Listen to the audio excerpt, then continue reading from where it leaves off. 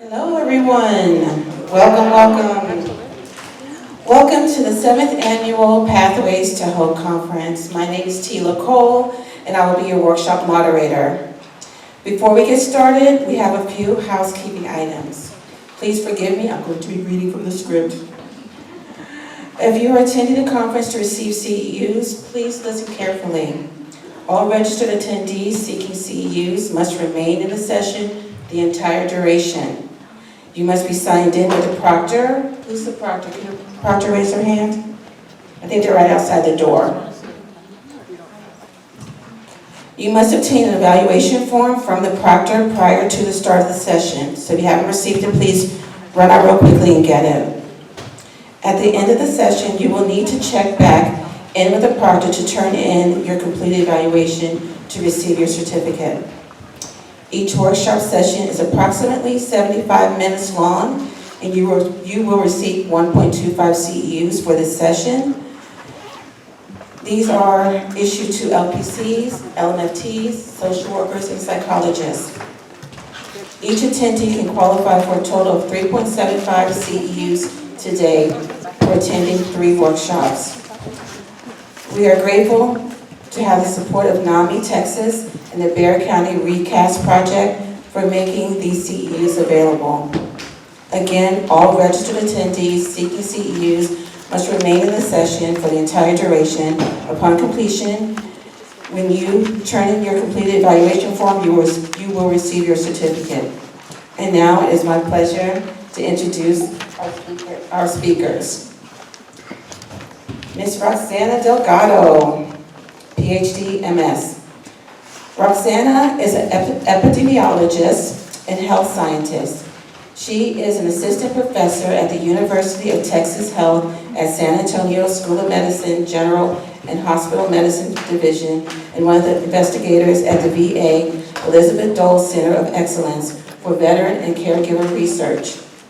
She developed the Military and Veteran Caregiver Portfolio, a research platform that addresses the short and long-term health-related outcomes of caregivers of wounded, ill, and injured service members and veterans. Her research focuses on predictors and health outcomes in military caregivers with emphasis in long-term trajectory of disease and illness. One of her latest research studies identified levels of distress as predictors of suicidal ideation in cohort and military and veteran caregivers. Her professional experience was inspired by her first-hand personal experience as the wife of a combat wounded veteran and Purple Heart recipient. Thank you for your service.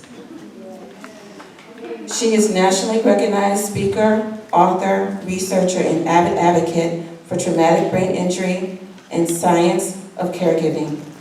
She serves in various advisory boards to inform national policies and programs for veterans and caregivers. A 2015-2016 Elizabeth Dole Foundation Fellow representing the state of Texas. She is passionate in what she does, and her goal is to dedicate her life and profession to contribute to science and helping wounded, ill, injured veterans and their caregivers discover ways to thrive. Let's give her a small one. Round of applause.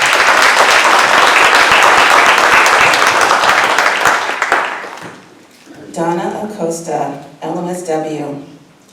Donna Costa is the Director of Education and Outreach for NAMI San Antonio and the Cohort Development Coordinator for NAMI Bridges to Care San Antonio program. In these roles, she connects faith communities and organizations with mental health trainings that support them with creating mental health initiatives within their own communities. The goal of NAMI BTCSA is to assist others by providing pre-crisis prevention training and assisting with identifying community resources to promote mental health and wellness. As a social worker, Donna has served as an advocate in Child Protective Services, Homeless Services at Haven for Hope of Bexar County, as a trauma-informed educator, and as a clinical therapist with individuals living with terminal health conditions. Donna has served as a consultant and service provider for organizations with an emphasis on understanding trauma and how it impacts one's daily life. She supports organizations by identifying manageable self-care practices to incorporate within their workdays efforts to improve and develop healthier workplace cultures. Donna is a graduate of Stephen F. Austin State University, where she received her bachelor's degree in social work and received her graduate degree from Smith College School of Social Work. Donna resides in San Antonio with her husband, 11 children, 3 dogs, and 1 rabbit. Let's give her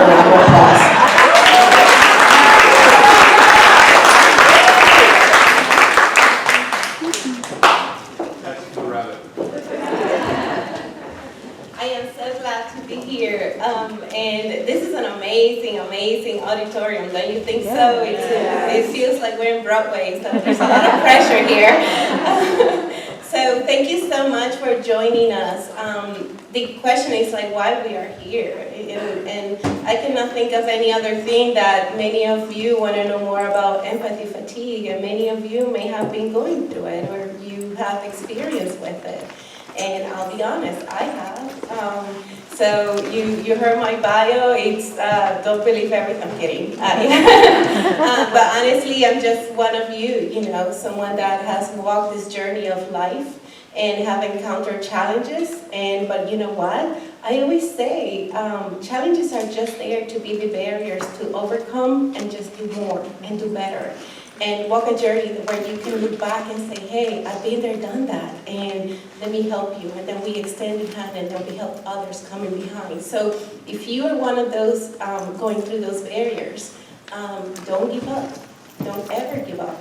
You just look back and think about those coming behind. So just wanted to kind of start with that. I'm very honored to be here. I was invited actually by my colleague Donna Costa, and when she invited me, this is her talk, and she said, hey, Dr. Dergallo, will you join me? And honestly, I feel like, why me? She's the expert. So I have to disclose I am not a clinician. I'm an epidemiologist by training. I'm a researcher, and I play a lot with numbers. But you know what? One of the things that I love about my career is that I don't take those numbers for granted. I know each of those numbers have a face. There's many tears behind those numbers, and those are the impactful work that we do at the UT Health. We don't look at those numbers as numbers. We look at it as people. At least my team does. So I have to make a disclaimer because I had different grants from the Department of Defense and the VA and the state and all that, so none of my expressions are, a reflection of them or something that they, may agree with. So this is my disclaimer for today. And some of the things that we're gonna be walking you through today is what is compassion fatigue, what is empathy fatigue. So my portion of the talk will be mostly like getting you into that sense of, okay, so how do we experience compassion fatigue and empathy fatigue? What it is, what are the symptoms, what are the differences, because they're very intertwined and they can be confused with each other. But then, then Donna, she's gonna do the beautiful job, because it's good to know what it is and how to identify it, but then if we stay at that level, then so what? We're gonna be like there. So Donna is gonna help us overcome and see how can you overcome empathy fatigue, compassion fatigue? What are the things that you need to do to make it better? So that's the beauty of this talk, that I'm just going to talk about, what it is, how do you experience it, and how do you identify it. And I would love to start a little bit with my personal story. And I spare you, we have a video, my husband and I did a video for AARP, for a PSA, but I spare you of that video, but if you want to go online, you can find under my name, and his name is Victor Medina. But I want to share my personal story, because I think that by sharing my personal story, you will put into context the talk that we're having today. And I want to ask a question before I start. How many of you are family caregivers? Caring for a loved one. We have a great crowd here that are family caregivers. And how many of you, I'm guessing the rest are healthcare providers or professional caregivers? Wonderful. So we have a mix, right? So when we talk about caregiving, really, we have the family caregivers that are the ones at home. I always say the backbone, right, of that person, the loved one. And then we have the healthcare providers and the professional caregivers that are the ones who guide us. So in 2009, June 29th, my husband was wounded in combat. But I'm going to backtrack a little bit on that story.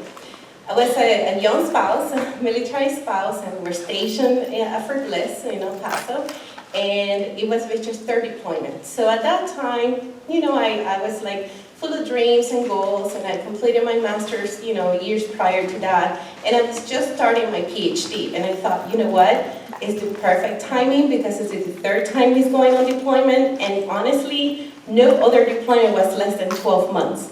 So the first deployment was 14 months, the second was 16 months, and I said, okay, this is my chance to really do my PhD because we kept moving and I couldn't do it. So anyway, I enrolled in school, and I was supposed to start in August 2009, and Victor left in May.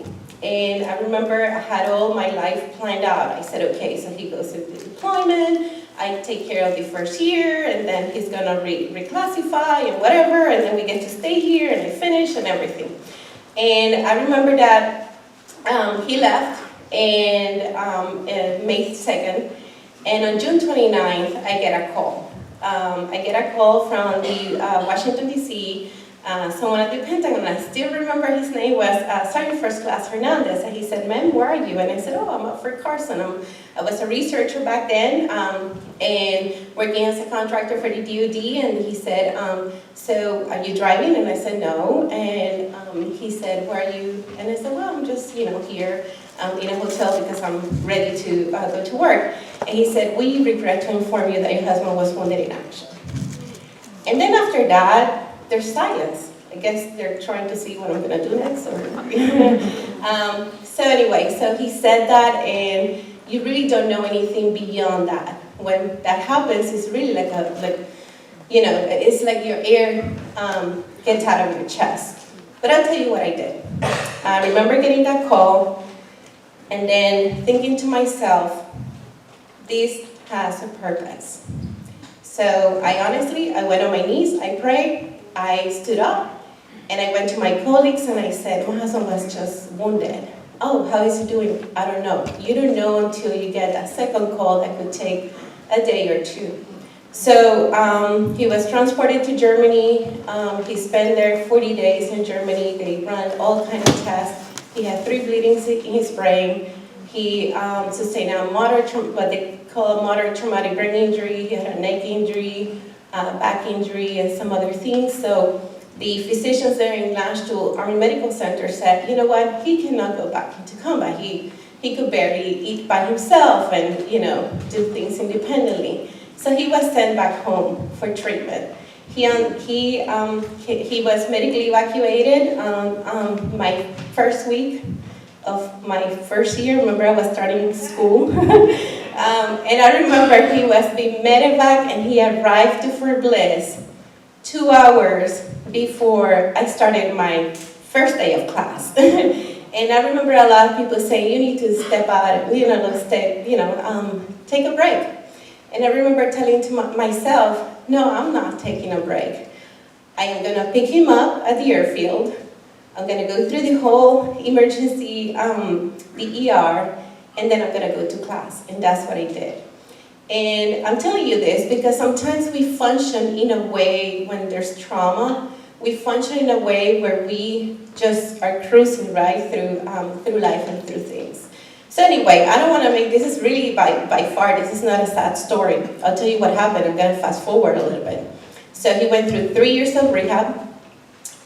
He relearned how to eat and walk well and do other things like activities of daily living and all that. And then he himself said, I need to go back to school. I need to become a rehab counselor so I can help people that are coming behind me.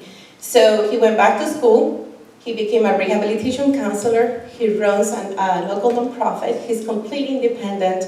I finished my PhD in 4 years, and we both work in the community, and we're paying it forward.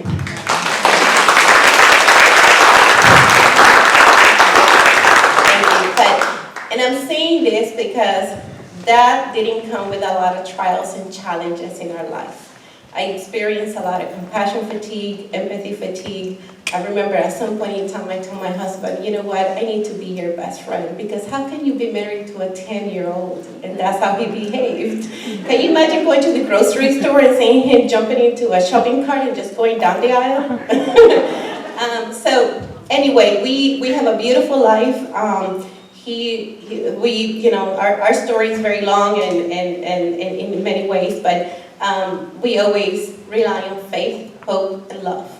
And we were presented with a set of challenges. We went through our own, trauma and trials, but we also have seen the beauty of triumph. And to experience that, we have to know how to overcome. And that's why I want you to put a lot of attention to what Donna has to say today. But the question is, are we caring too much? We do. When we're family members, we are. We are caring too much. When you're a professional provider, you are caring too much because you get to see many patients in a day or clients in a day. When you're a family member, then you may not see a lot of people, but you're saturated. You're taking care of your loved one 24/7, and then you have a lot of care coordination, and you have to go to the doctors, and you have to go and plan for everything. If you have children, then you have to take care of that too. So that's what we're seeing a lot in our military community as well. So family members are young. They're taking care of the wounded, ill, and injured service members that are coming home with catastrophic wounds many times, polytrauma, some other conditions. We know there's a high prevalence of PTSD, so that is just compounding to all the other injuries that they're going through. We know that in the nation we have 53 million family caregivers caring for a loved one for a variety of different conditions. And we know that they save the government billions of dollars. So our role is very important, and we should take it very seriously. But we also have to take care of ourselves. And that is so important that we take care of ourselves. I remember, going in between doctors and school and everything, and then sitting at home and doing all my papers at 1 in the morning, because that's the only time that I had to do all my homework and everything, because I was working full time at the same time too. And many times I just had to do a lot of reflection and saying, Roxanna, how are you cruising through this? So that mindfulness, I had to be very mindful constantly, almost every day, about how I was living life and how I was taking care of my husband at the same time I was taking care of myself. So many caregivers, we see them going through those same challenges, and how they're taking care of their loved one, how they're taking care of themselves. And we see it also in the mental health community that are healthcare providers. You see so much pain out there, so much sorrow. You see a lot of trauma out there, and many circumstances that you would like to fix it, but guess what? You cannot fix everything. So we see that a lot in our healthcare community as well. The difference is that I think our family caregivers are a bit more open to share their thoughts and how they feel than perhaps, the healthcare providers or the professional community. And the question is, do we have spaces that are safe and healthy for the healthcare providers to really identify what they're going through and perhaps share with others and getting help for that?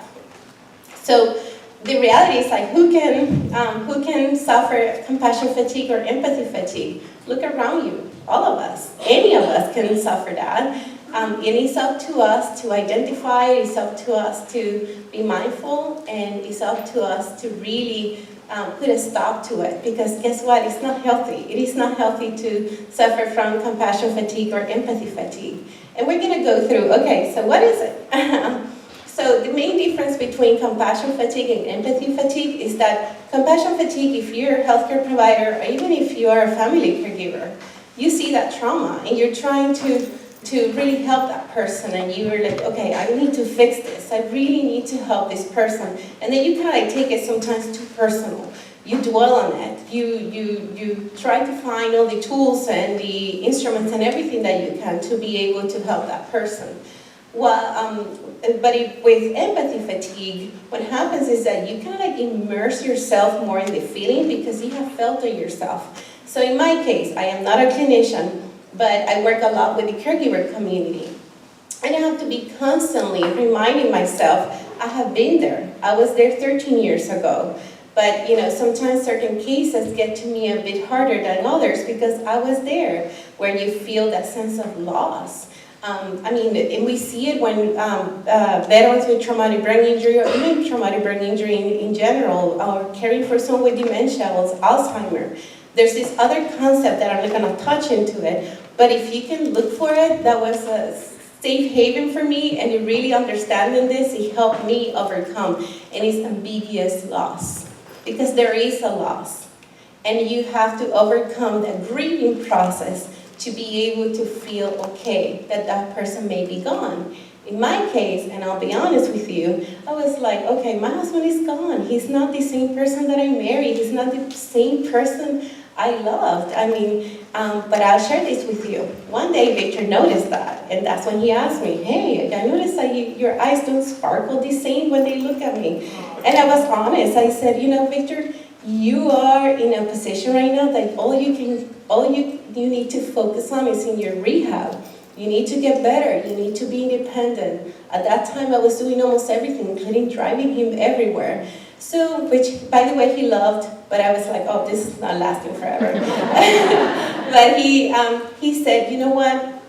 I said, Victor, I'm going to be honest with you. I am seeing you as my best friend because I don't care what happens. I will always be in front of you, beside you, and behind you. Even if it's not as a wife, I want to be here as your best friend. Oh, he didn't like that. He said, oh, no, wait. I'm going to make you fall in love with me again. And I'm going to ask my therapist to help me do that. And this is what he did. He actually engaged the entire center to do that. So he learned all the different activities of daily living. He asked the occupational therapist, tell me, how can I do the laundry? How can I cook? How can I learn to be in the kitchen and everything? Because that's one of the things that my wife is doing. And then he had to relearn to drive and retest for driving. And then he asked the physical therapist, hey, I want to be better, like at walking and all that, because she loved nature walks, and I want to surprise her with nature walks. Anyway, it was a process.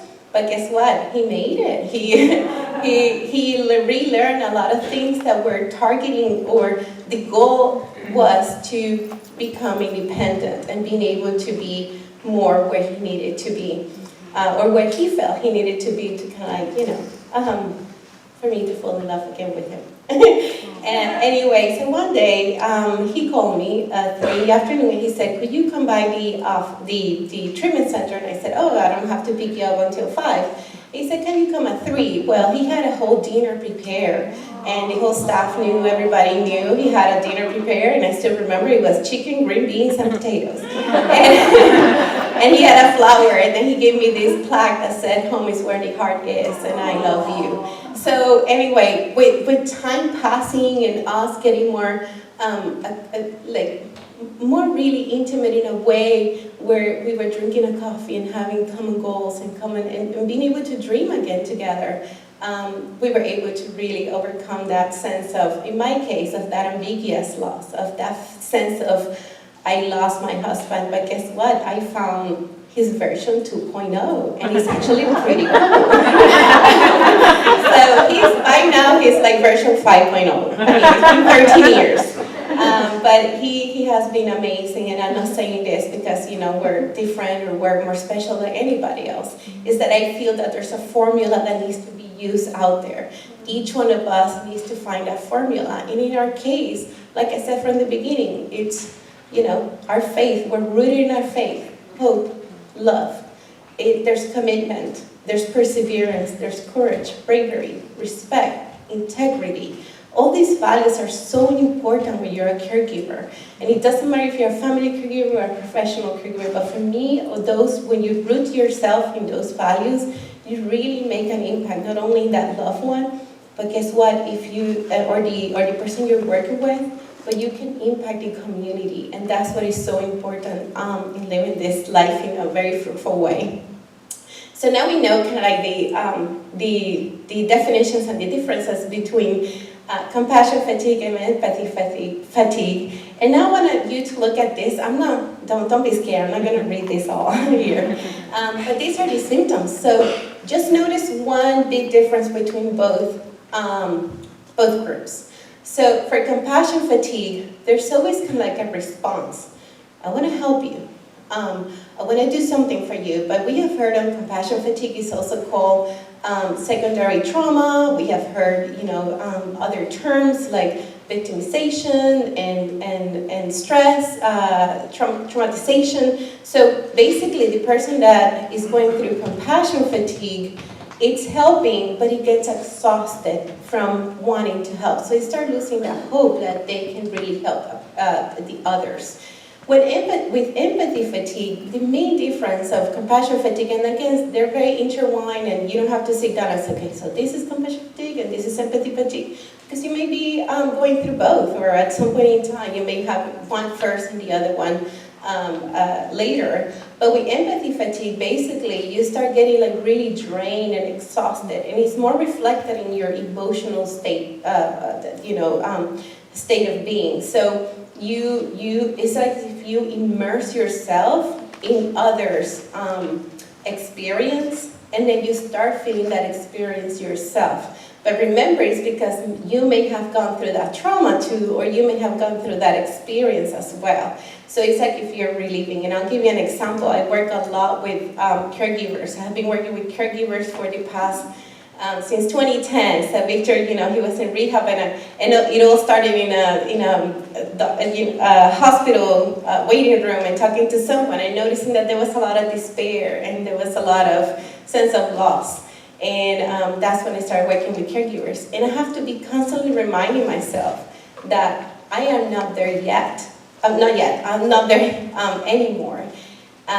Whenever I start feeling that sense of I was 13 years ago, I have to remind myself that I am not there anymore. Victor is not there anymore. But we see a lot of families that are starting their journey, and we help them. So it's kind of like creating that sense of mindfulness constantly. So again, the main difference, and when you look at it, and these two examples are prime examples of,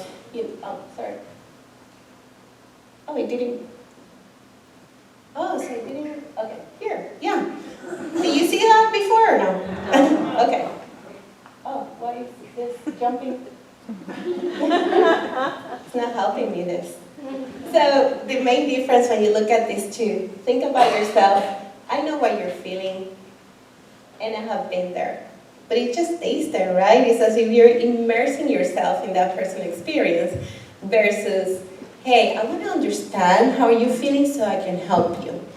So with that being said, there's a lot more that we can talk. I mean, I have done talks on compassion fatigue for an hour and a half, but this is not the forum to really get too much into it in terms of the models and what it triggers and how the physiological response, anything like that. But I would encourage you to go online and start, not online meaning, Google, Dr. Google or anything, but, go and look for, like even NAMI has amazing trainings on what it is, compassion fatigue and empathy fatigue. But in a nutshell, this is what it is basically. You immerse yourself and then you start feeling that sense of loss and the emotions in empathy fatigue. And with compassion fatigue, you want to help, but then you get exhausted from helping, and then you lose that hope of, I'm not really helping, and then you start second-guessing yourself. Well, guess what? You are helping. You just have to sometimes step back a little bit and take care of yourself. So with that, I want to leave you with this. So we all have different journeys. We definitely, all of us, have different journeys.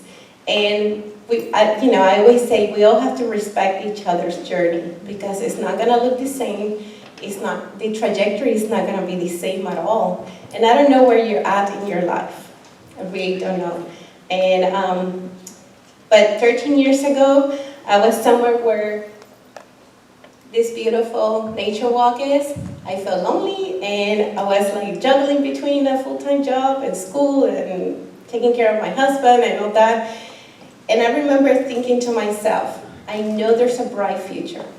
I was always a very positive. If you look at, I did some blogging back then under TBI Army Wife, and if you sometimes look back and I'm like, wow, I was pretty positive.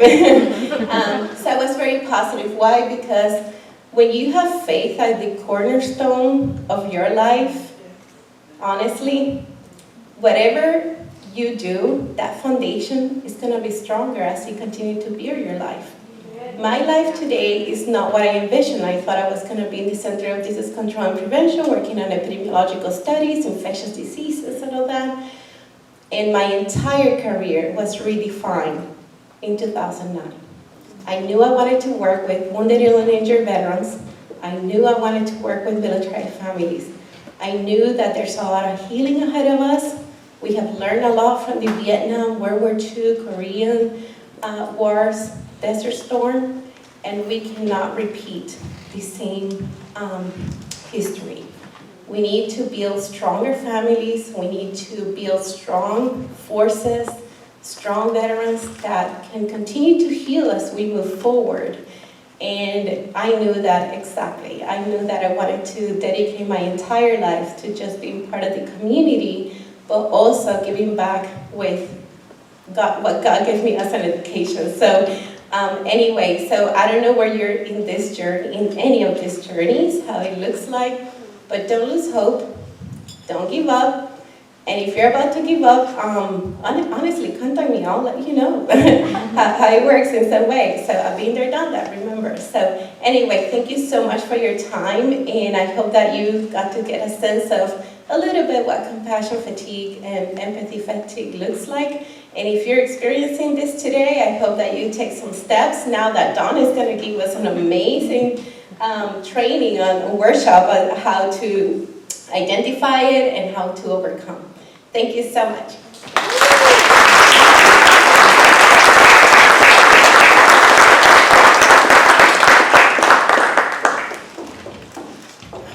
Wow. Can we just say wow? And I don't even know how to even follow that, because I just sat there and had the biggest fangirl moment ever in life, because I'm like, thank you, Lord, for connecting me with Dr. Delgado.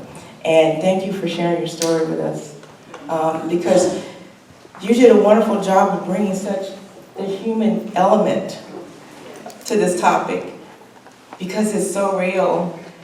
And the reason why I know it's so real, because, you know, on the most personal level, as a leader, I found myself smack dab sitting in compassion fatigue, but was in so major denial about it.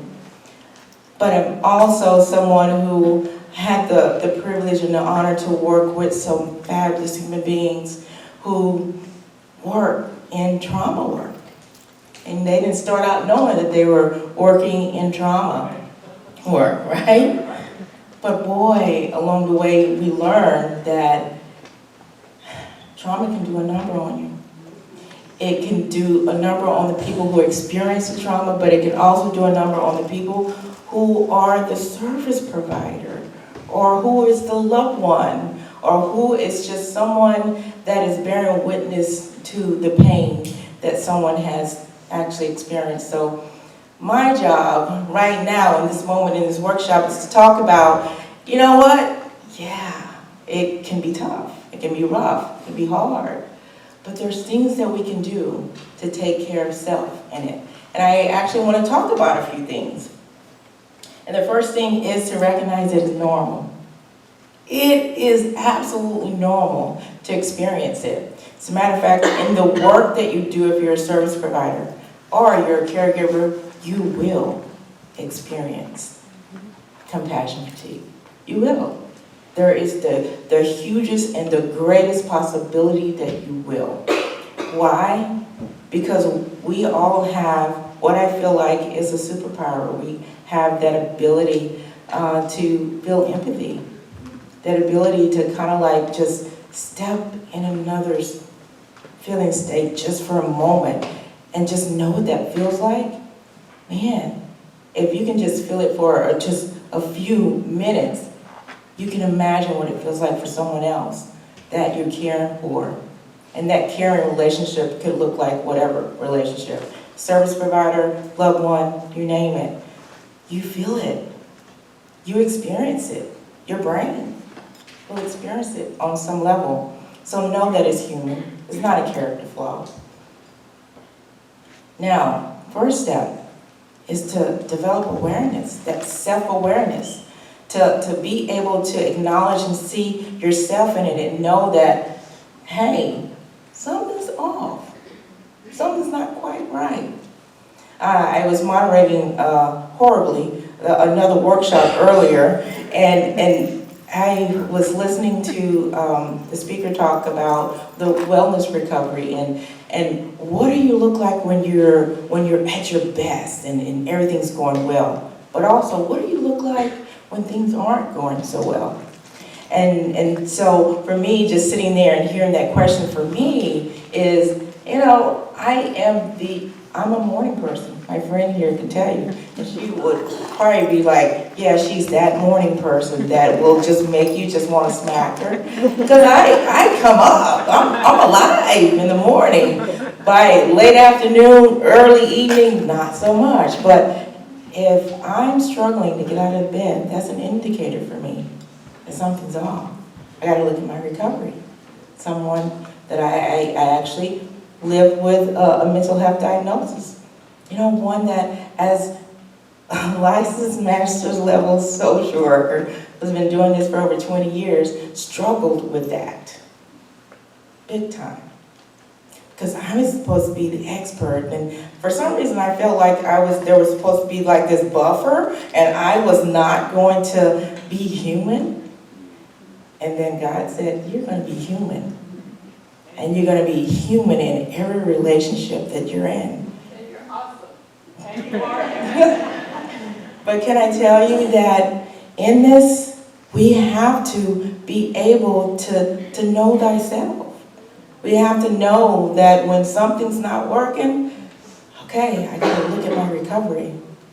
I heard this long ago, and I say this all the time. So, because some folks think, well, I'm not in recovery. I don't have an addiction history. And my thing is, you think that's all that recovery is whether you have an addiction history? If you've lived long enough, if you're still alive, you're in recovery. So developing that self-awareness is very important. Also, get back to basics. So if you develop that self-awareness and notice, oh, okay, I'm struggling here, get back to basics. What am I talking about? Eat. Because the essential elements of the things that you do to actually stay alive, you will actually stop doing so much. You'll notice that you don't want to eat, or you may overeat, or you don't sleep. So I'm going to say sleep. And if you can't, you might need to see your medical provider and say, I'm struggling sleeping, or going to sleep, or staying asleep. Because sleep is important. It is probably the most important ingredient in all of this. Because when you're sleeping, that's when your body does its repair work, right? It reabsorbs those stress hormones that have been coursing through your body the whole day long. You need the ability to have that happen. And if that's not happening, you need to figure out why. Drink water. And I'm preaching to myself because I don't like drinking water. But our brain needs it. In order to function optimally, we need to be hydrated. And that's probably drinking more than you probably drink in a day. Because trust me, I struggle with drinking water. And also too, move your body. Get up and move. Even if it's just moving around your house. But move your body. Don't just be still in it. Because it won't actually go away on its own. It won't go until you go. You gotta move your body, eat, drink, and get that rest that you need. Let's move on to something that we sometimes struggle with, especially caregivers, those who give the care. We struggle sometimes with asking for help. but it's important that you do. I know I'm in recovery from, I just have the hardest time asking for help. But I'm working on it, and I think I do a better job of it today than I did, several years ago. And it's okay to ask for help. It's actually more a source of strength than it is a weakness that you do ask for help. Take a break. It's okay to take a break. If you're in a caregiving role, and it's a full-time caregiving role that, is almost a 24-hour role that you're in, similar to Dr. Delgado, sometimes you can say, hey, family, support system, I need a break. And your team, your support team, can come up with a care plan that will allow you to be able to take a few days and go and just decompress and still have someone cover so that way you wouldn't have to worry. But in order to do that, you gotta use your voice and say, I need help. And then there are some respite programs out there that can also provide respite care if you're in that kind of caregiving role. But know that you have to take a break, especially if you're in the work that deals with trauma. You better take a break.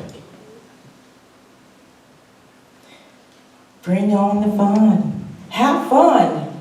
Laugh. I don't know if you're able to do this in your workday, but this is something that I love bringing into my workday. I feel like I'm a comedian. I don't get paid for it, but I feel like I'm a comedian. And so I like to go around and just give people a little laugh. And if I can make you belly laugh, and one of my friends here has the best belly laugh ever. Her name is Carol. And she would just make my day because her whole body would laugh.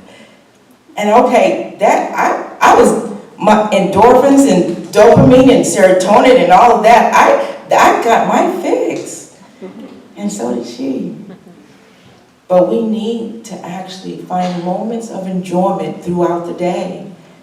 That's how you build resilience. And also, it's about making connections because that's also a part of it. Human connection. Do you know we were actually meant for human connection? Even though, some folks may say, I don't like people. You talk to my oldest child, my oldest daughter, she's 29, and she just, I don't like people. I don't like being around people. But you need people to survive. And human connection is so important. Because there are times when you can't even speak what's going on. The words just won't even form. They won't even come out your mouth. But someone who knows you well, you know what, sometimes you don't even have to say a word. They just got you. Or I'll just sit right here. You don't have to say a word. Human connection. We need that. And if you don't have that, because in your recovery you may be struggling, find a support group. I'm going to put a plug in for NAMI. We have support groups. If you're looking for a community, we have that. But in September, we're about to have a first ever BIPOC group in San Antonio via online. So if you're looking for a group, they're out there. And we can help you find that. Find your community, because there's healing in community. Actually, healing happens in community. Gratitude practice. This is one that's part of my recovery practice. And if I'm not doing some form of gratitude practice, that's data for me. Something's off. Every morning, I don't even get out of bed before I think of, and I think it was Oprah way back when she said, think of 3 people and just say thank you as you think of that person that comes into your mind, and just say thank you. Or say thank you, God, for allowing me to get through traffic because I thought I was probably going to have some road rage. God, I'm thankful for that moment that you gave me. Find reasons, because there's so many reasons out there that will actually make you feel like, this is a horrible life. This life sucks. Because guess what? You'll find that. Because we're wired to see negative, the threat first. That's just about survival. So you got to try a little bit harder to see the good. So do some kind of gratitude practice. If it's journaling at the end of the day or in the morning before you get up, before you get out of bed. Set your intentions for that day. Because if I don't do that, my day is all over the place. And then I'll have to do my gratitude in the evening. Because I want to make sure I do not close the day out without seeing at least something positive that went about that day. Practice mindfulness. You know, when I used to hear the word mindfulness, I used to be like, that is not for me, because I am not about to, and I can't, because my brain won't stop. But then I realized and learned that mindfulness is just being present, being in the moment, which is hard for this brain. So I had to do some work to learn how to be present in the moment, because I was always a mile ahead thinking about all the things I had to do in the moment. So I wanted to give a little gift to you.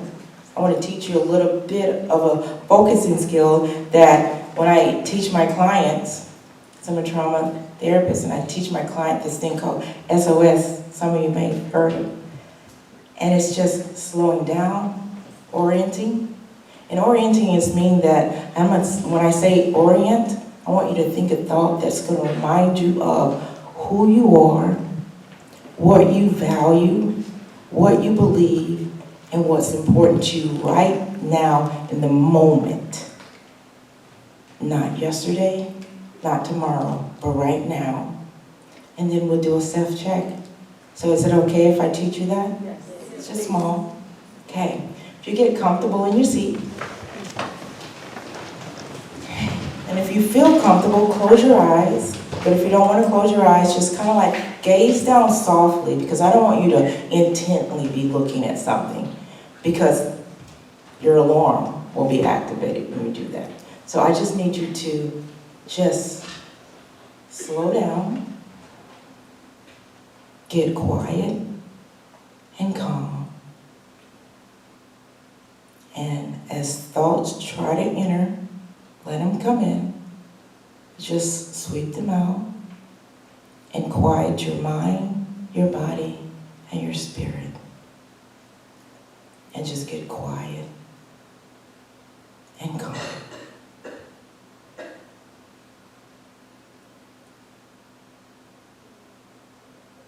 Now I want you to think a thought that's going to remind you of who you are, what you believe, and what you value, and what's important to you right now in this moment. And just think that thought.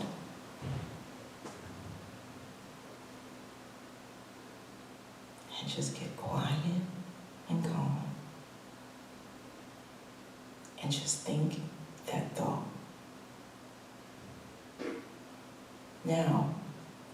Now, at this point of the SOS, I'd be telling my clients, all right, now I want you to check in with yourself. On a stress scale, 1 being no stress at all, 10 being the most stress, give yourself a number. And how confident are you right now in this moment that you can think clearly? 1 being not confident at all, and 10 being the most confident. And give yourself a number.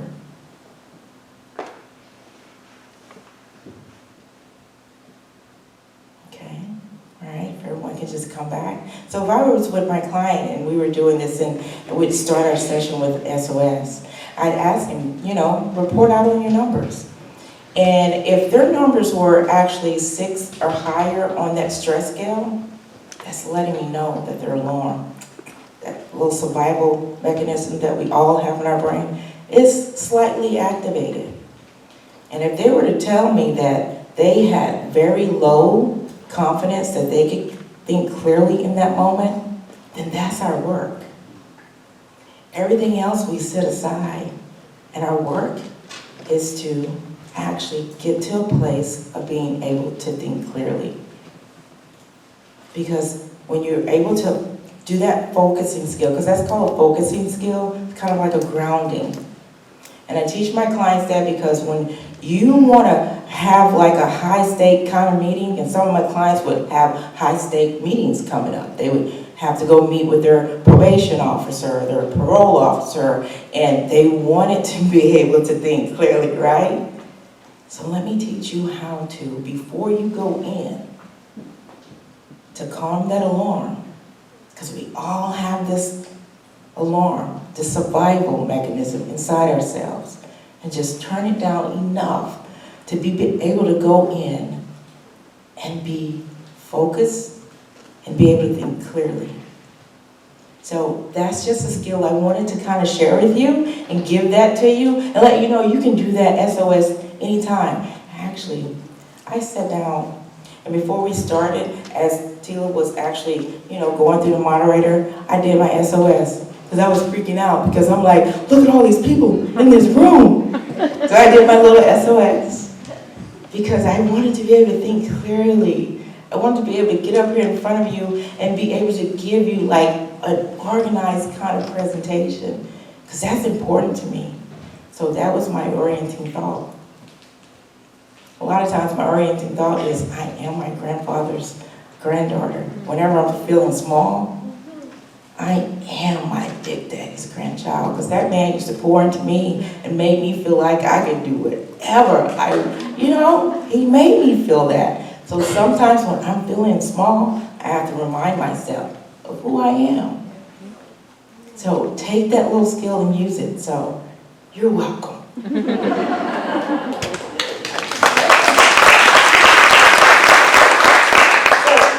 That, let me go back to this, because all of that, what I just shared with you, is called self-care. Because sometimes we hear this self-care, and I used to actually get afraid of that word self-care, because I'm like, you want me to go to the gym? Well, if that's something you enjoy, absolutely. But if we don't take time to take care of ourselves, we are of little use to others, right? So you want to be your best self so you can give your best to whoever you're giving care to, right? So that means you have to take the time to take care of self. And so all of that is just self-care. And however it looks for you, it's your self-care. But remember, get back to basics. If you're noticing that you're off, go back and say, am I sleeping? Am I drinking my water?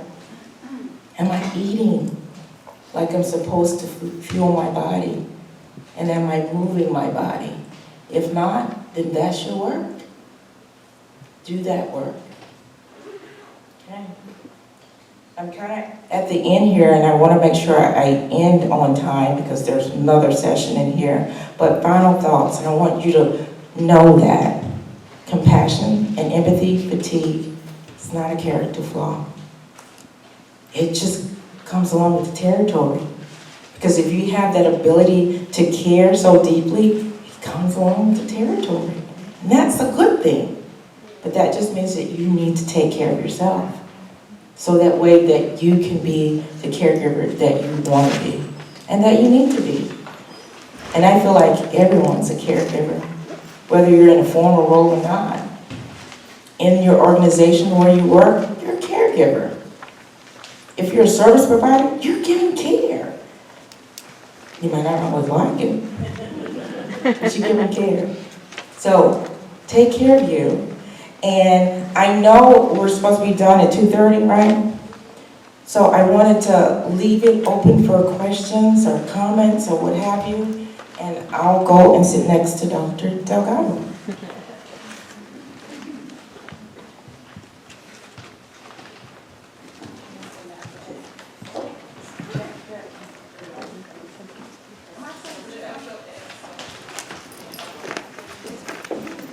So the first S is slow down.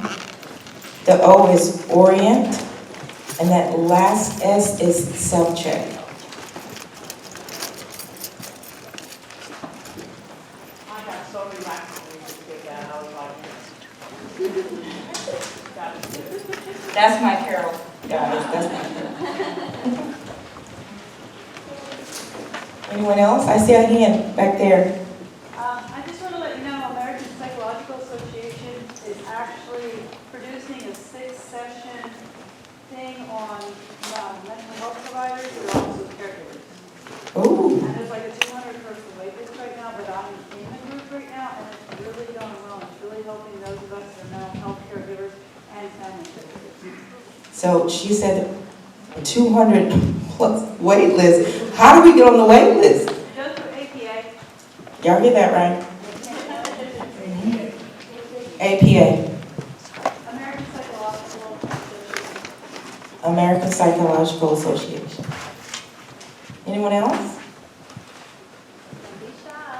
No. I'm trying to see. Yes, ma'am.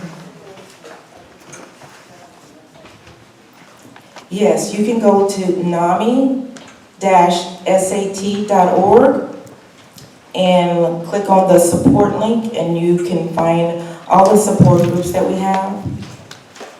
So if you're looking for a community, and this is what I tell folks about the peer groups. The peer groups is someone who just identifies with having a mental health struggle. You don't have to have a formal diagnosis, but if you want to learn more about how to navigate this thing called life from a community who may be understanding of what you may be going through, we have those, and we have family support groups as well.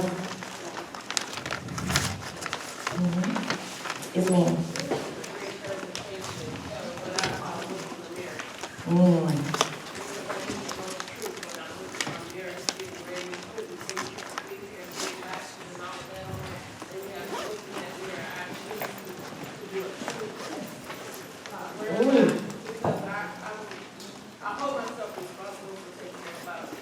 Yeah.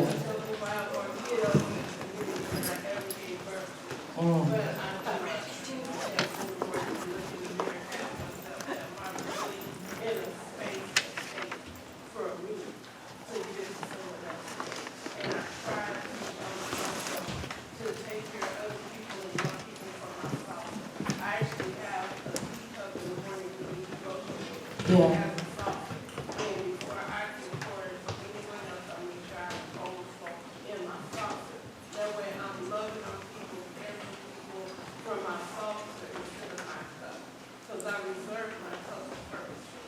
Oh, that's good. She just brought me back in time. My grandfather actually used to have a saucer, and he would drink his coffee, and he'd pour his coffee into the saucer and sip from the saucer. So I got that analogy, like quick time. Thank you for sharing that. Anyone else? But I also think it's important that sometimes when we're working in a community or we're working with people who are in need, and when we feel that we're depleted, that we just need to stop. And it doesn't that, we might have a job that does that, but we need to let our people be aware that, hey, I need a break. Yes. Because that's really the best we can do, because when we're not 100%, we're not doing our 100%. That's it. You know what that's called? That's self-advocacy. And I feel like one day we're going to get to this place to where it's just going to be built into the workplace culture that every so often you are required to take mental health rest. Just required. Father Rob. Hey, Donna. There was a great article in a recent New England Journal of Medicine. The Surgeon General wrote about the burnout epidemic in healthcare. And burnout is what happens when we don't take care of our empathy and compassion fatigue. But he made a great comment. He said, burnout is always manifest in individuals, but its foundation is in the systems. And so to really, and that made me look broader at self-care is tremendously important, but there's also system care that we need to look at before there's a crisis. And so to look at, in those systems of care, primary caregiver, secondary caregiver, respite care, healthcare systems, how do we build that buffer in there in order to be able to have that space for self-care when we notice those little triggers? Good question. Dr. Delgado?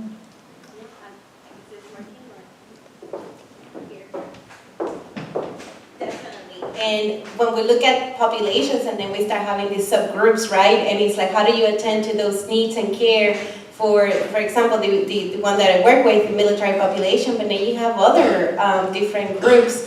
There is a need. There's definitely a need. It always comes back to people thinking that it's only the responsibility of the government, but we have seen how, in this case, faith-based communities have stepped up and have implemented all these systems of care within their own communities based on their own needs. And I would encourage that if you're a director or anyone in power that can identify those needs in your own community, start talking to your caregivers in your area and start developing programs that are really attending the needs to that specific population. Because sometimes, at a bigger government, they can see it as a nationwide, but when you start looking at the zip codes and the blocks and the different cities, like we're in San Antonio, but does San Antonio looks the same across San Antonio? No. So how can we impact the communities where we are and we start implementing those systems within your own communities, and engage faith-based organizations, because they have an incredible battalion, and again, my language is a bit more military, but an incredible battalion and commands of people that are volunteering and that are really pouring their hearts and they want to do something good for their communities. It's like a higher calling, right? It's a mission-driven goals. So thank you for that question. I hope I answered. All right, I'm sorry, they're gonna kick us out. But thank you so much for being a lovely audience. We appreciate you.